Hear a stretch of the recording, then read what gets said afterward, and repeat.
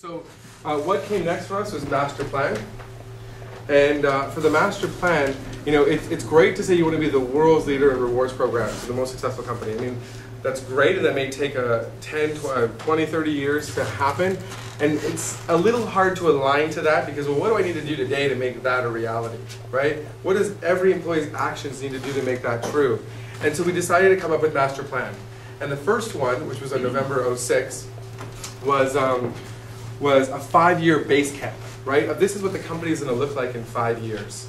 And we communicated that to everyone, and then at every retreat since then, we do a document, and I have a copy of it for you guys here today that you can sort of read later, that I get to share with the company at the October retreat about what we're going to create from October 19th, 2007 to October 19th, 2008.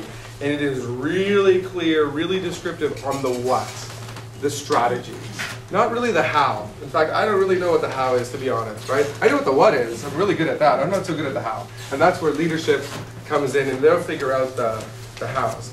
And when you can align every employee to an end goal at the end of the year, and you say, this is what I Love Rewards will look like, feel like, and act like by October 19th, 2008, and none of this exists or is true today, it's amazing that when they go back to the office on Monday, what they're doing to make our 1-year strategy plan a reality.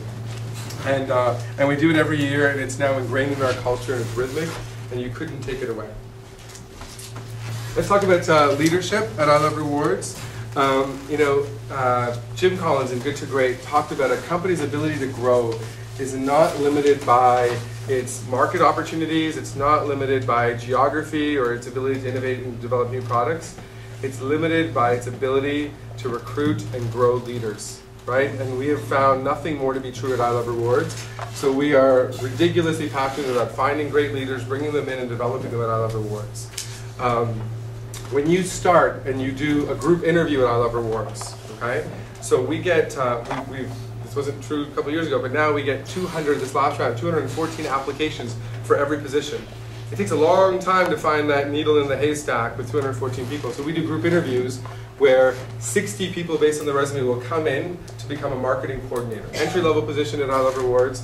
And we'll do group interviews. And the things that we look for in group interviews, so it's like a group of 10 or 12 people with a facilitator, is we just ask questions to the group, same questions for everyone, same interview for every position, around leadership, around cultural fit, and if we get some values out of them a little bit, that helps. We don't actually care if they can sell, if they can develop code, or if they know anything about marketing. We just want to make sure that when we start, they've got leadership potential, they fit into our culture, and then we move them through the recruiting process. Because if they don't have that, it doesn't matter how great of a Java developer they are. They're just not going to survive in our environment. We have 3 levels of leadership at I Love Rewards. We've got our senior leadership team, which is the senior most person in each department, and they're largely responsible for the strategy and developing it. It's where I get a lot of the content for coming up with the master plan. Our next team down is our leadership team, which is usually the number 2 or the number 1 in a smaller department. And they're more executional, right? They're more tactical in aligning their departments to making sure that our vision becomes a reality. And then we got our vision, our VCLT, our Vision Committee Leadership Team. And their goal is to develop future leaders that take into other positions and to pick a piece of the business that they're really passionate about. So it's really ingrained in our world. What we do with it, I'll sort of combine sort of 2 and 3, is that we take the master plan and we break it down into quarters, right? What do we need to do in each quarter? And the SLT, the senior leadership team, goes off site for 90 SS, 90-day strategic sprint. We figure out what are the most important things that we need to do this quarter and come up with 5 company objectives, and we share that and create the quarterly department objectives. Again, we don't really even figure out the how, we just figure out the what. And then we do a session with every department where they figure out what are the things that they need to do, what are the top 5 things they need to do to making sure that we realize and execute on the strategy for this quarter. And the department leaders and their team come up with the hows.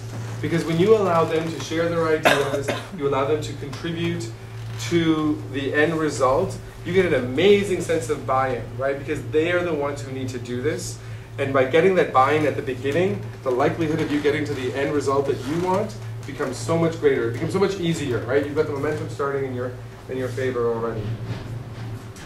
So execution. So I kind of talked about the vision, we talked about the 5 year, we talked about the year, and you know, I'm breaking it down to monthlies. So every month we take our quarterly objectives and we break them down by monthly objectives, monthly top fives. What are the 5 most important things your department is going to achieve by the end of this quarter, right? It forces you to think about alignment, because they need to align to the quarterly company objectives. It forces you to think about prioritization, because you can only do 5, and it really gets you to focus on focusing on the most important ones.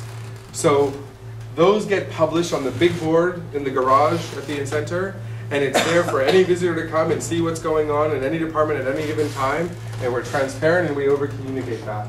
And then we break it down into daily updates. So we've got a daily 9-minute meeting at I Love Rewards called To The Point. So it's this sheet here. I'm going to pull it out.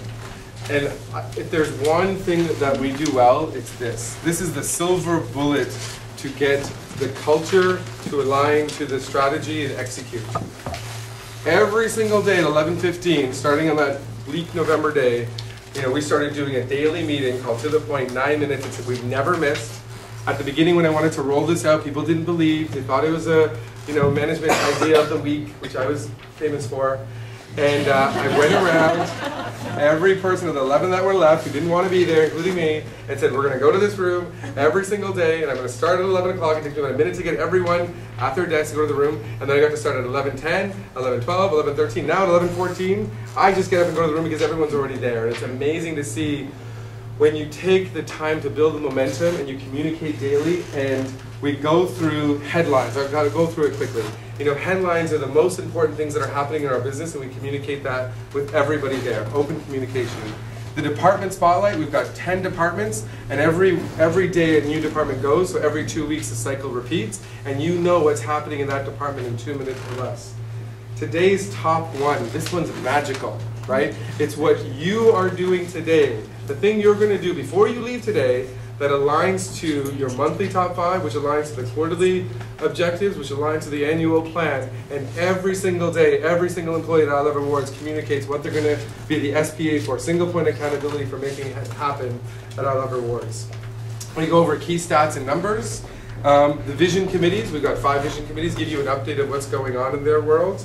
And then we do a pause minute, right? The company stops for 1 minute, and people talk about places that they're stuck, red flag, a unique opportunity, systems that are broken, or education.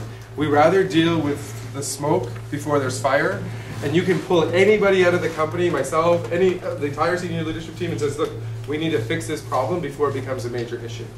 And that meeting happens every day. You know, Jerry was a part of it. You're all welcome to it. I think in your packages you have a little invitation to all the things that we do at I Love Rewards. Come see it for yourself. But if you can, and now departments have picked it up. You don't even have to do it as a company.